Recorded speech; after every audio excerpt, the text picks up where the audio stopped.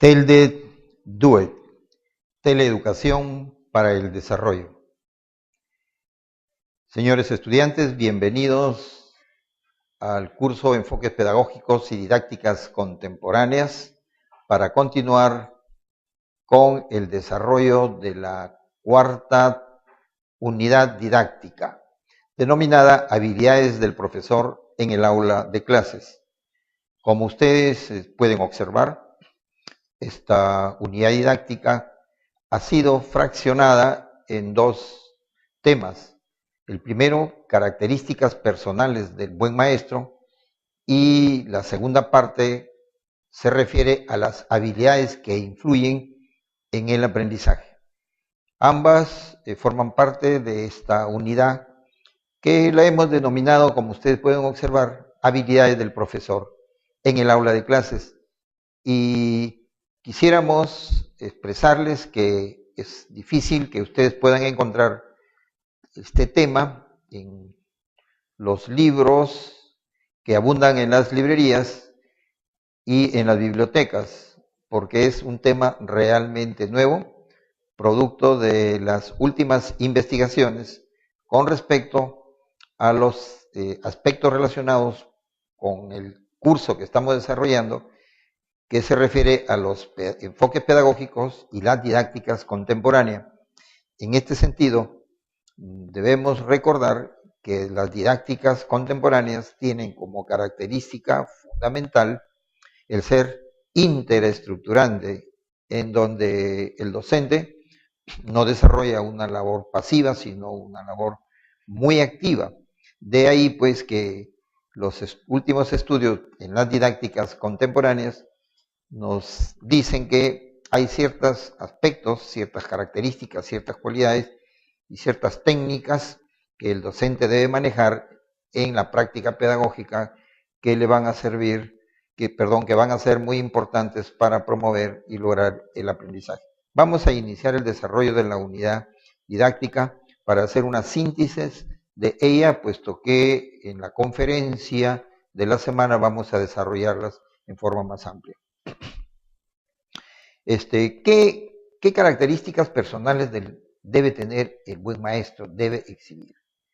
Estas son las cualidades que ustedes pueden observar, de las cuales se ha demostrado experimentalmente que sirven de soporte, de apoyo en el aprendizaje del estudiante. Es decir, se han hecho investigaciones en donde aquellos alumnos que trabajan con profesores que no tienen estas características rinden menos académicamente que aquellos estudiantes que tienen profesores con estas características. Estas características son las que ustedes pueden observar ahí, que las vamos a desarrollar después una por una. Nos dice pues que, por ejemplo, el docente tiene que tener optimismo, tiene que demostrar mucho entusiasmo, que es diferente al profesor totalmente apagado, que da la impresión de ser un docente indiferente frente a su asignatura. Tiene que ser un buen modelo, es decir, un modelo, no en el sentido clásico del modelo del docente que se le pide que en la calle, en la sociedad, maneje ciertos comportamientos y conductas, ¿no? Cuando nos referimos acá al docente como modelo, nos estamos refiriendo a que él es un arquetipo, un constructor, un portador de actitudes, de habilidades dentro del aula, de responsabilidad, de organización, de buen trato, de manejo de recursos oportunamente. A través de esto, como lo vamos a ver después, se demuestra que influye mucho en el aprendizaje. Otras características que debe tener el maestro está la amabilidad como una regla de oro que es importante, lo cual permite crear un ambiente de confianza, de acercamiento en este proceso de enseñanza-aprendizaje que básicamente es un proceso de comunicación. El interés que muestran los profesores por los alumnos mediante un seguimiento que hacen de ellos, no solo para la parte instruccional del aprendizaje, es decir, los conocimientos, sino con relación al cultivo de los valores, a las actitudes, es muy importante. el demostrar empatía también, que va amarrada a la cualidad anterior, es decir, interesarse por las situaciones que atraviesa el estudiante con respecto al curso, que no deben ser indudablemente dejadas de lado, sino que el docente tiene que sentir como realmente siente el alumno frente a una situación de aprendizaje. Y por último, también el hecho de que el docente, por ser realmente no solo su trabajo profesional, sino por ser desarrollar una profesión que implica mucha vocación, que está amarrada al desarrollo social, sabiendo que la educación de un estudiante es un alto costo también, entonces el docente está obligado a promover el éxito de todos los estudiantes y por igual, sin centrarse y focalizarse en unos cuantos los que rinden más en el curso, sino aún más por aquellos estudiantes que son los que quieren más soporte, más andamiaje, más apoyo para realmente tener el éxito. En la segunda parte de la unidad vamos a desarrollar aquello que le llaman habilidades, las habilidades que influyen en el aprendizaje, les decía, porque está probado científicamente que sí se da en la práctica, ¿no? Una de las habilidades es la comunicación.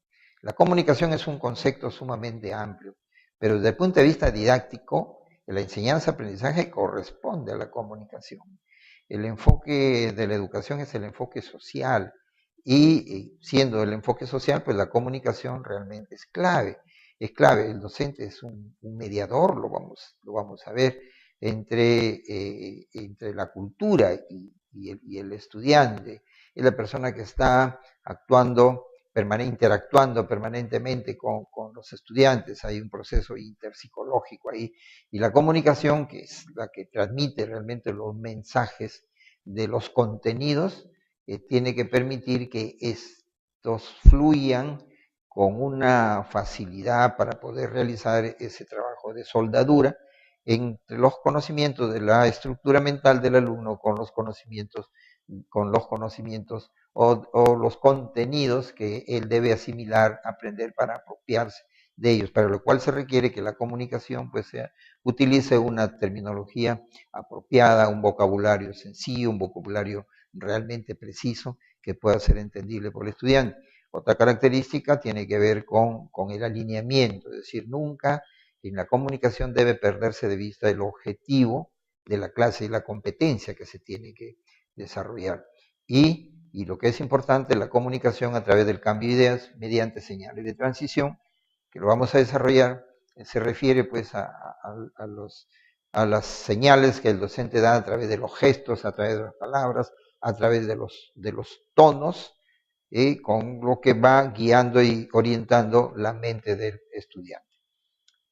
Entre las habilidades que se van a desarrollar se encuentra también el de la organización.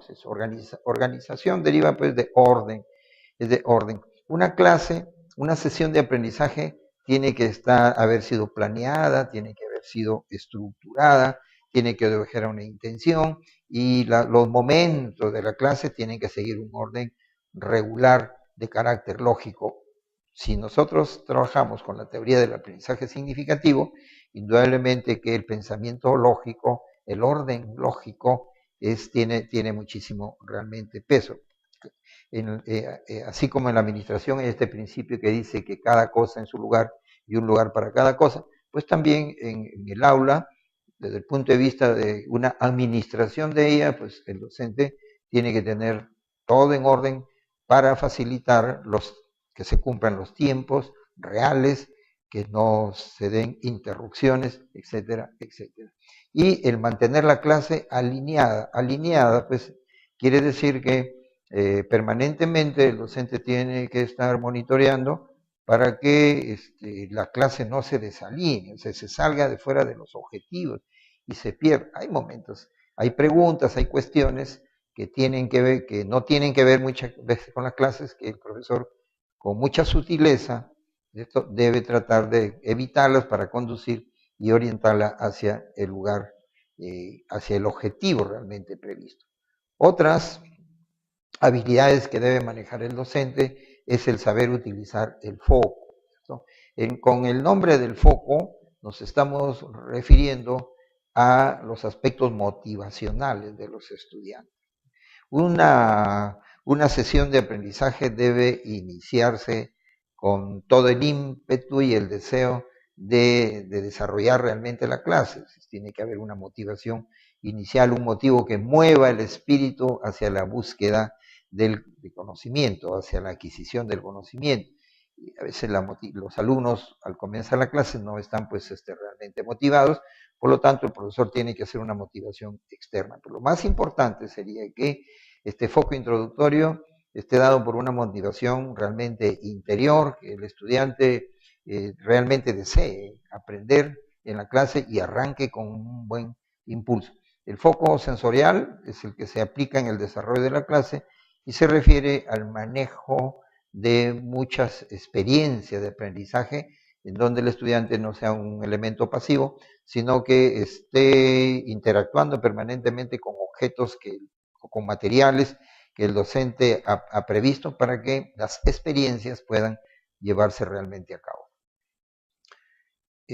Otras cualidades que tienen que ver con el control es el monitoreo. El monitoreo existe pues una tarea del docente que no debe descuidar desde el inicio hasta el final, de fiscalizar de alguna manera las tareas que los estudiantes están realizando durante toda la sesión de aprendizaje para poder llevar a cabo lo que se denomina pues la retroalimentación y saber qué estudiantes son los que están cumpliendo con las actividades que se tienen que desarrollar, aquellos que necesitan apoyo y también pues darle un soporte a aquellos que por algún motivo están yéndose por direcciones completamente diferentes a las que se han trazado. Y nos referíamos justamente a la retroalimentación, o sea, alimentación de retroceso. Esta retroalimentación tiene que ser en forma permanente, tiene una finalidad formativa. El docente no debe trabajar las diferentes sesiones de aprendizajes sin verificar que efectivamente los aprendizajes en el desarrollo de la sesión se están dando.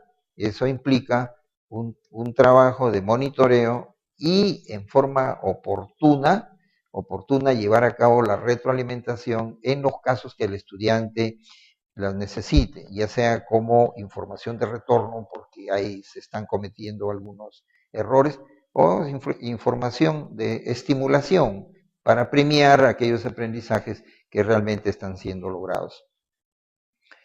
Entre las habilidades que se han considerado importantes es saber hacer preguntas, y esto por ejemplo, tiene que ver mucho con la teoría de Jean Piaget, ¿cierto? Con conflicto cognitivo, y en Piaget nos dice que cuantas más veces el profesor haga preguntas en las sesiones de aprendizaje, mucho mejor. Entonces, nosotros en las sesiones anteriores hemos visto que las preguntas pueden ser preinstruccionales, coinstruccionales, postinstruccionales. Cada una de ellas tiene sus características y requiere ciertos requisitos. No es tan fácil también plantear realmente las preguntas que el docente tiene que llevar preparadas. Pero hay 4 aspectos que en las preguntas se deben tener en cuenta, ¿no? Es decir, la frecuencia de preguntas. ¿Cuántas preguntas debo hacer? Debemos realmente hacer. En la distribución equitativa, a veces las preguntas se centralizan en 1, 2 o 3 estudiantes que son los que responden y los demás quedan al margen. El docente tiene que procurar que todos los alumnos realmente participen. El apuntalamiento, es decir, cuando se hace una pregunta y el estudiante no nos da una respuesta que nos satisface, ¿qué hay que hacer? ¿De qué manera podemos reformular la pregunta para que el estudiante comprenda? Es decir, esto realmente lo vamos a desarrollar, cómo apuntalamos. Y los tiempos de espera, que por la experiencia también tenemos que trabajarlo. Es decir, cuánto tiempo debemos esperar la respuesta del estudiante una vez que nosotros hemos planteado la pregunta. ¿Es un tiempo de espera largo? ¿Es un tiempo de espera corto? Vamos a ver que esto es realmente relativo y que depende de algunos otros factores que vamos a estudiar.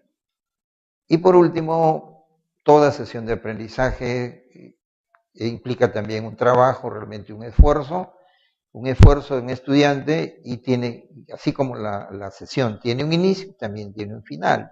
Pero ¿cómo debemos hacer el final? Eso se llama revisión y cierre. Hay estrategias metodológicas de enseñanza que nos dicen cómo debemos cerrar una clase y cómo debemos revisar. Si la revisión debe ser al final, la revisión debe ser intermedia, debe ser al comienzo, cómo realmente manejarla y cómo puede ser más útil. La debe ser el docente, la debe ser el profesor, eso es lo que vamos a ver. Y al final, el cierre de la clase, que normalmente se hace pues, con un resumen, utilizando esta estrategia, mediante la cual el profesor verifica si es que los aprendizajes se han logrado.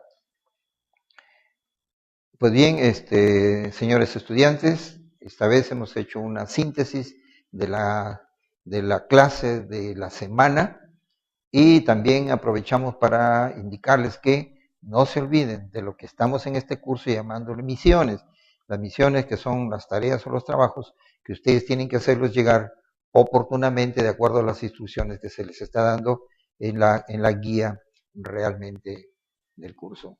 Me despido de ustedes y nos vemos la próxima semana. Denominado, como ustedes pueden observar, habilidades del profesor en el aula de clases. Y quisiéramos expresarles que es difícil que ustedes puedan encontrar este tema en los libros que abundan en las librerías y en las bibliotecas, porque es un tema realmente nuevo, producto de las últimas investigaciones.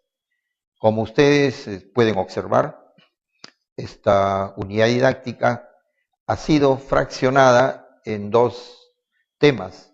El primero, características personales del buen maestro, y la segunda parte se refiere a las habilidades que influyen en el aprendizaje. Ambas forman parte de esta unidad que la hemos de investigaciones con respecto a los aspectos relacionados con el curso que estamos desarrollando, que se refiere a los enfoques pedagógicos y las didácticas contemporáneas. En este sentido, debemos recordar que las didácticas contemporáneas tienen como característica fundamental el ser interestrutturante, en donde el docente no desarrolla una labor pasiva, sino una labor muy activa.